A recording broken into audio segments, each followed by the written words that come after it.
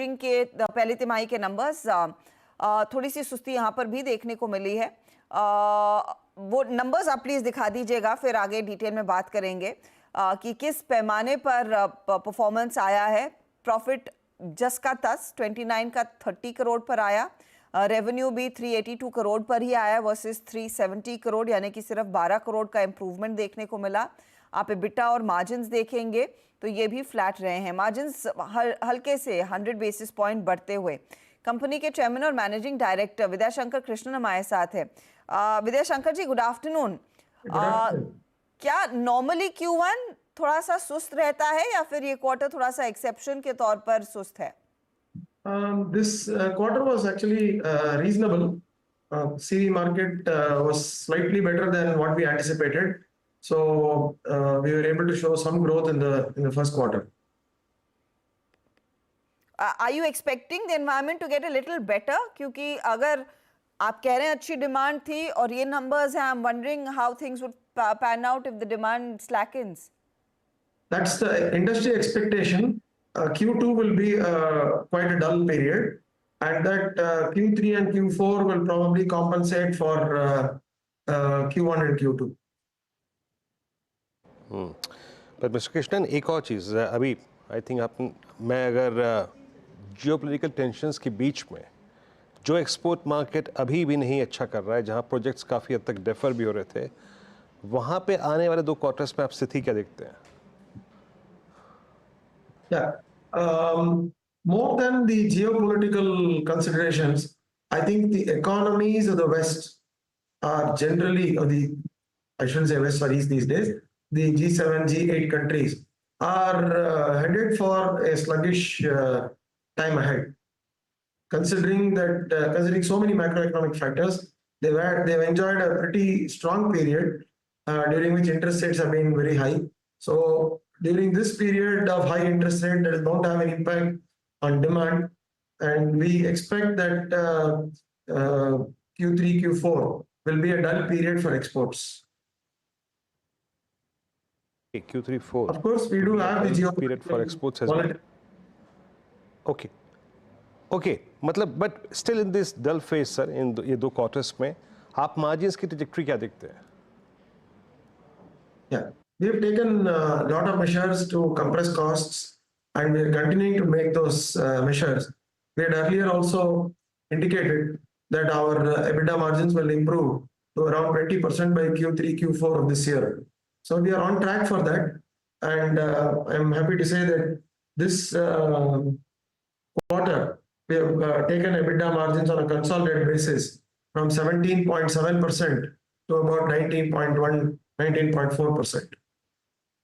Mister Krishnan, 2 चीजें, एक तो FY25 के लिए जो आपने पहले गाइडेंस दिया था कि आप करीब 1800 से 2000 करोड़ तक का रेवेन्यू कमा लेंगे, गिवन दिस एनवायरनमेंट क्या वो अचीव हो पाएगा? दूसरी चीज आपने कहा कि export market is likely to be dull, लेकिन 38% रेवेन्यूज फिर आपके एक्सपोर्ट मार्केट से आते हैं। Then I'm assuming that this 2000 crore on the top end of the revenue guidance is looking difficult to achieve. Yeah, we had expected something between 1,800 to 2,000 crores a few months back, but considering the macroeconomic conditions, I would say something in the region of 5%, 5 to 7% growth should be possible this year. And in that case, but you're also investing heavily in your forging division. Isn't it too early days, or you're hoping that the market would turn soon? See, investment cycles and business cycles need not necessarily coincide. You take investments for a long term, and you judge whether the organization can withstand a downturn during that period. So based on the longevity and the robustness of the financials, we make investment decisions. And I'm sure you're aware, we are investing in a 16,500 ton press that is the largest in the world. So that's a big decision for us, and we've taken it after a lot of thought and a lot of analysis at our end. This press will come into production by around June to September of next year, 2025. and is expected to add about 25,000 tons of production per annum to the company's base. Of course, reaching that production will take some time, but that's the capacity addition that is being planned.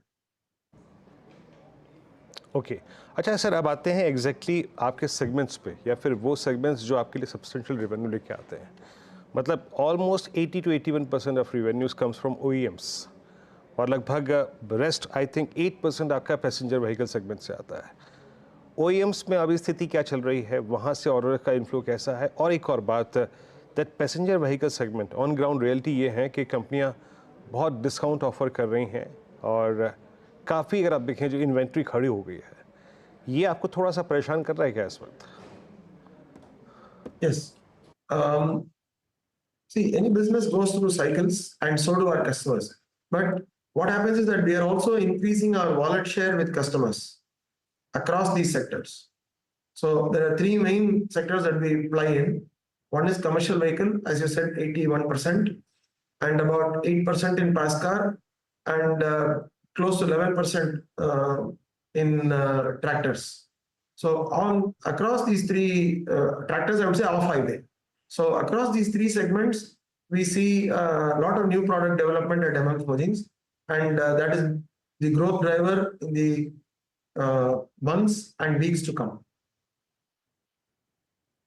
Okay sir, बहुत बहुत शुक्रिया आप इस कार्यक्रम में शामिल हुए और आई थिंक सभी पहलुओं पर बात की आपने. Yes sir, please go ahead. Sorry. Though we expect pass car to be a bit moribund in the next few months, we are adding customers and new products in that segment also, and some in the EV market as well. So all that takes some time to mature, but over time, we expect our share in the pass car market to go up.